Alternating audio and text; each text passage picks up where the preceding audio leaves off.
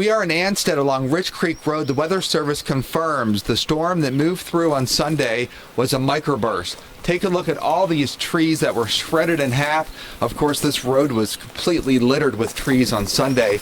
But what the Weather Service looks for to determine whether it was a microburst, which is straight line winds coming out of a storm, or a tornado, is the debris field. So with a microburst, you want to look for a divergent wind pattern where the trees are coming down in different directions. And that's exactly what we see here in Ansted.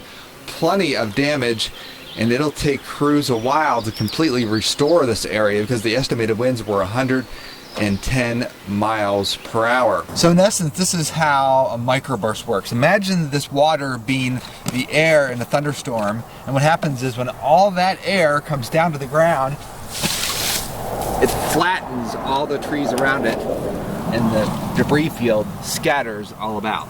We just showed you the magnitude of wind damage from the microburst in Ansted. Now we are going to show you the larger picture. This is the storm system as it began. This is the cloud cover and the lightning on Sunday. It started out as a line in western Kentucky, and then it pushed all the way to the east. And notice how it had a little bit of a bowing feature as it moved through West Virginia. That's a strong sign of gusty winds, and this thing held together because there was a low pressure spinning here across southern parts of Michigan. Now let's take you on the path of destruction. The estimated winds of 110 miles per hour over a quarter mile, Rich Creek Road, and the microburst moved south and east with time.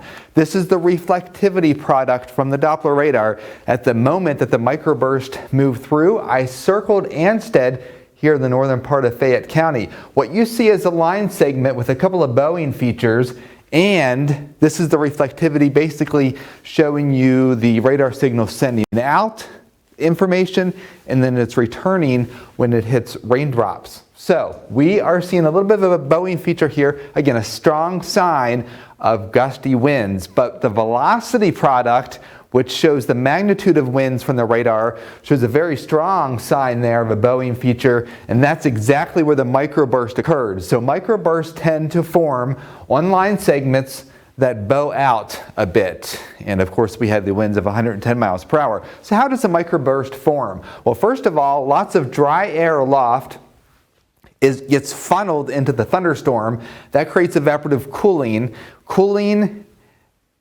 yields sinking air, and that sinking air is accelerated by gravity. As soon as that downdraft and the evaporative cooling force the air down, it spreads out, and that is the damage that you typically see in a microburst. The air accelerates outward and down.